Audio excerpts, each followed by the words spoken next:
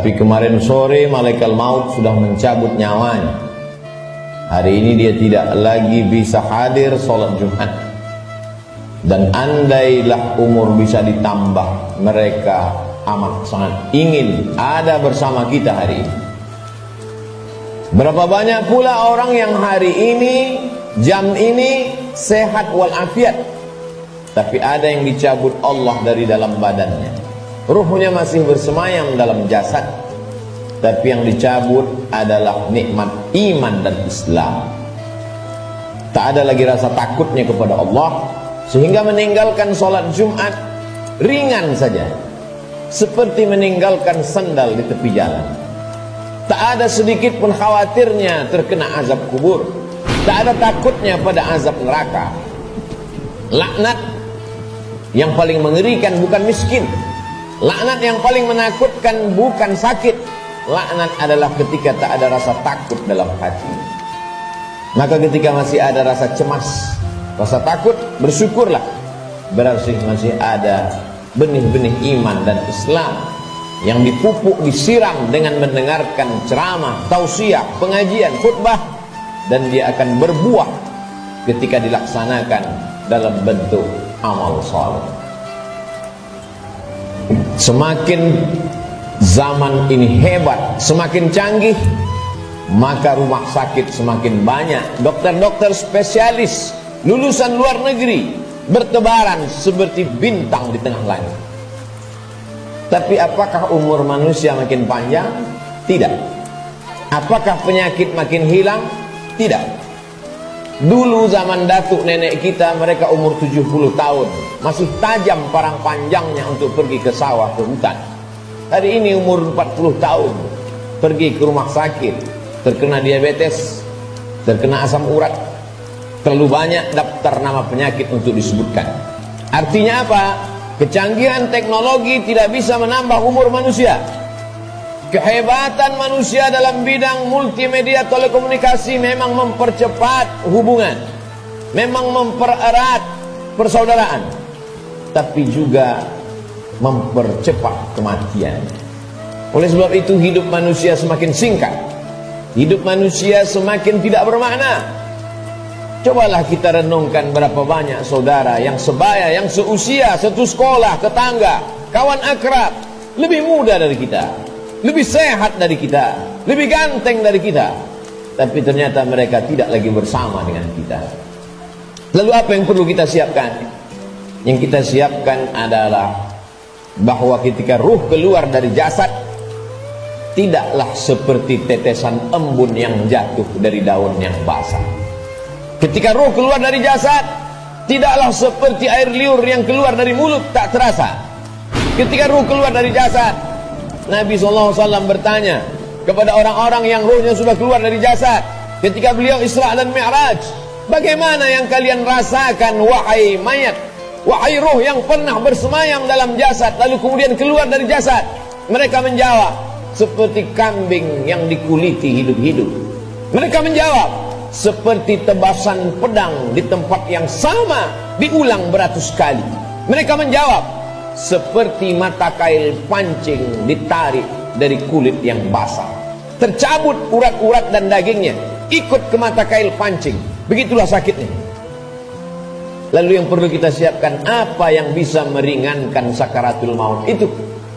Di antara yang bisa meringankan sakaratul maut adalah shadaqatus sirri tadfa'u mitatasu, sedekah menghilangkan mati su'ul khatimah. Selama ini kita diajarkan berdoa, Allahumma hawwin alaina fi sakaratil maut, ringankan kami waktu sakaratul maut ya Allah. Baik, doa bagus.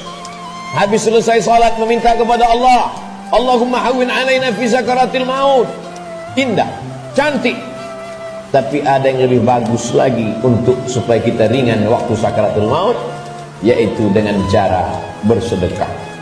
Yang mewakafkan tanah masjid ini, yang mewakafkan semen, yang mewakafkan batu, kosen, jendela, tak tahu kita siapa namanya, tapi dengan sedekahnya itu dia sudah memperingan sakaratul maut. Sampai hari ini orang yang mati itu tidak pernah hidup lagi untuk bercerita kepada kita. Mimpi pun tak dapat kita pesan. Bolak-balik kita minta untuk bermimpi dengan datuk, ayah, emak, tak dapat berjumpa dengan mereka. Andai pun berjumpa dalam mimpi, tak pula dapat kita membuat pertanyaan-pertanyaan yang sudah kita sediakan sebelum tidur. Satu-satunya cara hanya dengan menyebut, membaca, mengingat hadis-hadis Nabi Muhammad sallallahu alaihi wasallam. Dan itu adalah iman. Hari ini orang sedang krisis dengan iman. Dia tidak lagi percaya. Mana itu alam akhirat? Mana itu alam barzah? Mana itu roh? Aku tidak percaya kepada yang tak nampak. Aku tidak percaya kepada yang tidak terlihat. Yang aku percaya hanya yang bisa aku pegang dengan tangan, yang bisa aku rasa dengan lidah, yang aku tatap dengan mata, yang aku dengar dengan telinga. Begitu sombongnya manusia berkata, mana itu? Mana dia? Mana yang tidak nampak itu? Tapi ketika kematian datang, adakah yang bisa melihat kematian? Percaya, mati. Tak percaya pun mati. Percaya dan tak percaya, semuanya akan mati menghadap Allah Subhanahu wa ta'ala. Silakan tidak percaya. Mau menjadi kafir, silakan. Mau menjadi orang munafik, silakan. Mau menjadi Abu Jahal, Abu Lahab, silakan. Mau menjadi Qarun, Fir'aun, silakan. Fir'aun mati, Abu Jahal mati, Qarun pun mati. Semua yang tidak percaya mati, dan semua yang percaya menghadap Allah Subhanahu wa ta'ala. Kelak kita semua akan merasakan sakratul maut itu. Bila ada orang yang sudah meninggal dunia, jangan terlalu habis air mata diteteskan untuk mereka. Mengapa demikian? Karena mereka yang sudah mati itu merasakan tiga. Mereka sudah melihat malaikat maut, mereka sudah merasakan sakratul maut, dan mereka sudah mendapatkan husnul khatimah. Bagi yang beramal soleh. Adapun yang larut dalam kesedihan, menangis sampai tak bertepi, sesungguhnya engkau termasuk orang-orang yang mubazir. Innal mubazirina kanu ikhwanas syayatin. Orang mubazir saudara setan. Menangislah karena usia yang lalu tak dapat diulang kembali. Menangislah karena masa-masa muda yang diisi dengan dosa tak dapat diminta ampunannya kepada Allah. Ainani, ada dua mata, la yamassuhuman nar, yang tidak akan terkena azab api neraka. Ainun bakat min khasyatillah, mata yang menangis karena takut kepada Allah. Bulu mata, alis mata yang pernah terkena tetesan air mata, maka itu akan selamat dari azab neraka jahanam.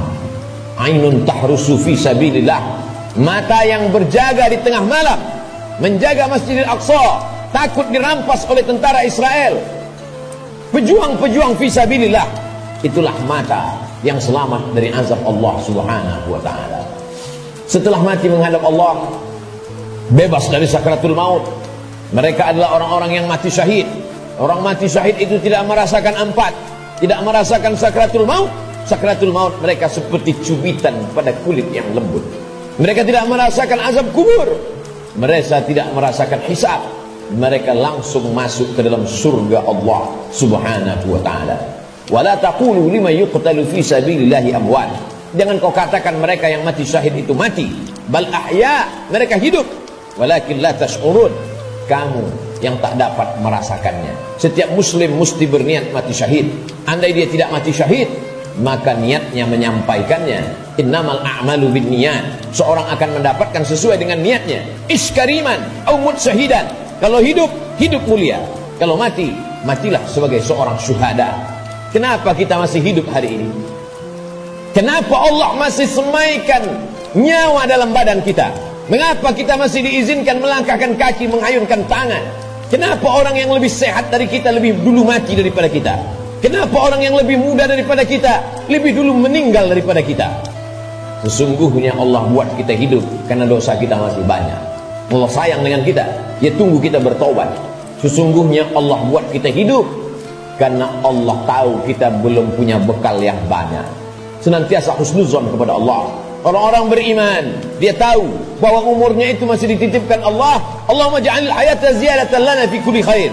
Kalau kau takdirkan aku masih hidup besok pagi, jadikan hidup besok pagi sebagai amal saleh.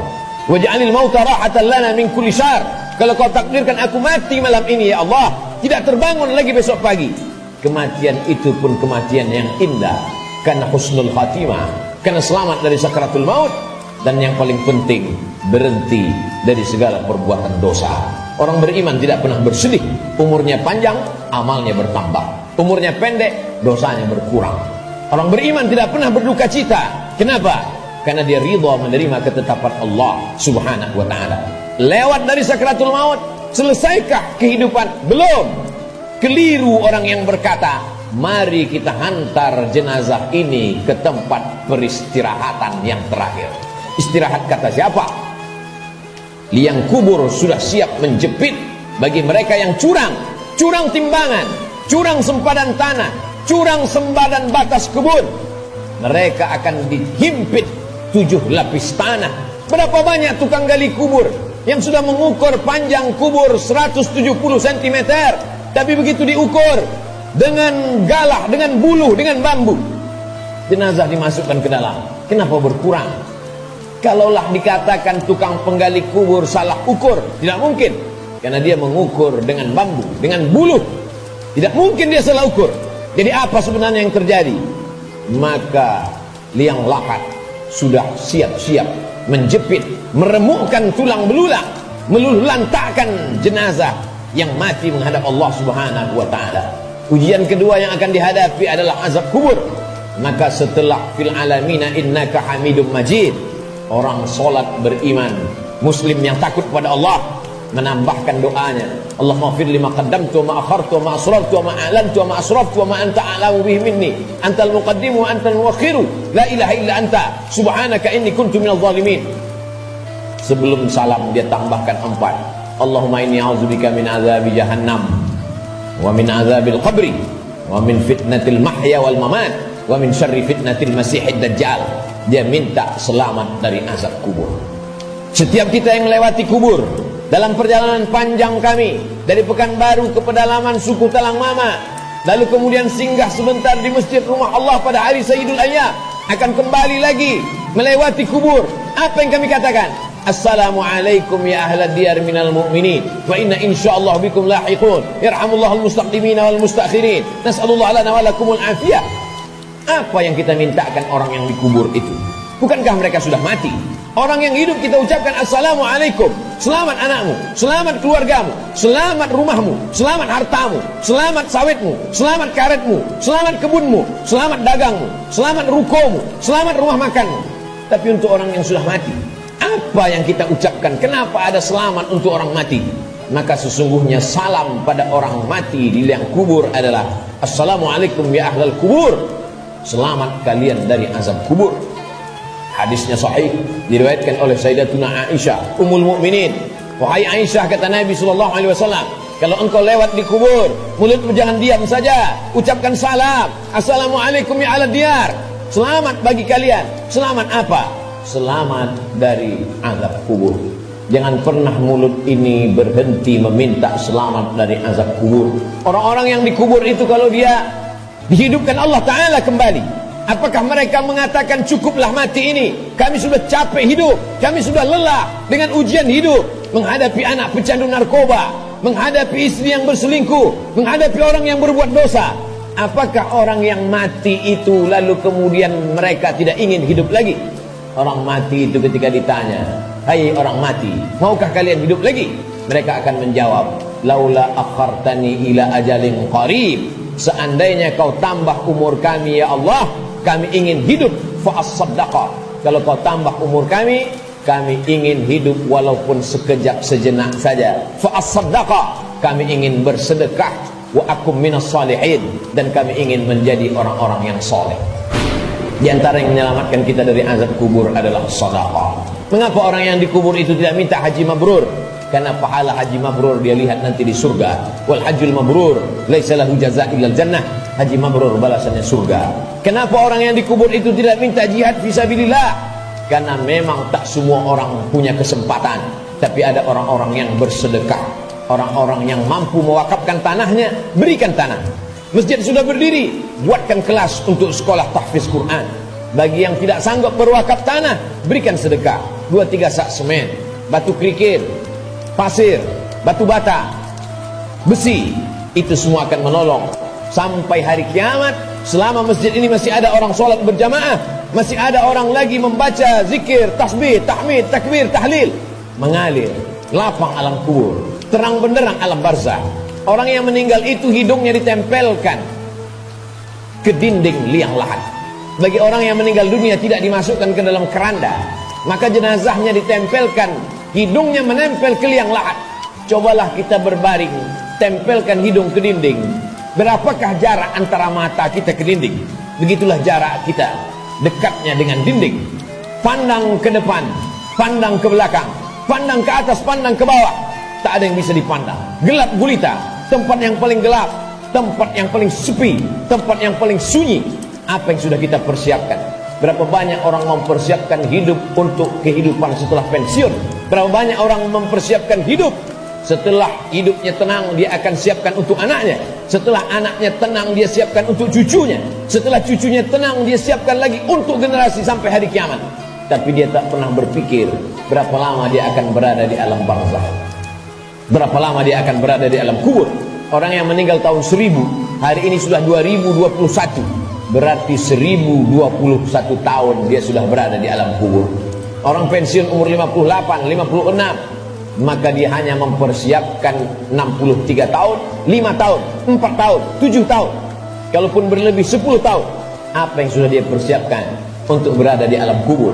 Rumah yang besar akan tinggal, kebun yang luas akan tinggal, kendaraan yang mahal akan tinggal, diambil oleh ahli waris, mereka bagi-bagikan. Kalau mereka soleh, mereka akan mengundang anak yatim, fakir miskin, bersedekah. Mereka bayarkan sekolah anak yatim, anak duafa tidak mampu. Tapi kalau tidak, maka apa yang sudah kita sedekahkan, itu saja yang akan kita bawa menghadap Allah Subhanahu wa ta'ala. Sampai akhirnya datanglah hari kiamat, diledakkan lautan naik ke darat. Idza sama'un fatarat, langit terbelah. Wa idzal kawakibun tasarat, planet-planet bertabrakan. Wa idzal biharu fujirat, lautan meledak naik ke darat. Wa idzal quburu bu'thirat, semua yang dikubur dibangkitkan. Alimat nafsum ma qaddamat wa akhar. Ketika itulah baru orang semua sadar bahwa hidup hanya mimpi. Mimpi jadi orang kaya, mimpi jadi penguasa, mimpi jadi orang yang dihormati dan dimuliakan, mimpi menjadi ustadz dan ulama. Yang kekal abadi hanyalah amal-amal soleh semata. Saat itulah dia akan menghadap Allah Subhanahu wa ta'ala. Isma syi'ta, hidup sesuka hatimu. Fa innaka mayyit, karena sesungguhnya kau akan menjadi mayat. Sampai masanya ditiupkan sangkakala, manusia berada di alam barzah. Setelah itu dia berdiri di padang mahsyar. Saat itu tidak ada siapapun yang bisa menolong. Yauma yafirrul mar'u min akhihi, saudara kandung pun akan lari dari saudaranya. Wa ummihi wa abihi, ibu akan lari dari anaknya, anak lari dari ibu kandungnya. Wa sahibatihi wa bani, suami akan lari dari istri, istri melarikan diri dari suami. Anak-anak tak bisa menolong ayah, ibu tak bisa menolong anak. Likulli imri'in minhum yawma idzin sya'nun yughni, setiap orang hanya akan mementingkan dirinya sendiri. Apa yang kita tanam hari ini, itulah yang akan kita tuai. Tangan mencincang, bahu memikul. Sedangkan padi yang kita tanam belum tentu akan kita panen padi. Tumbuh juga rumput-rumput liar. Konon lagilah rumput betul-betul yang kita tanam. Jangan pernah bermimpi akan menuai padi. Inna awwala ma yuhasabu bihil abdu yaumal qiyamati as-shalah. Yang pertama kali dihitung, dihisab dari amal adalah salat. Sebanyak apapun zikir kita, sebanyak apapun sedekah kita, kalau tidak ada tempat bergantungnya salat, maka tidak bernilai di hadapan Allah. Idza salahat salahal amalu kulluh, kalau salatmu baik, maka baiklah amalmu. Wa idza fasadat fasadal amalu kulluh, kalau salatmu rusak, maka rusaklah seluruh amalmu.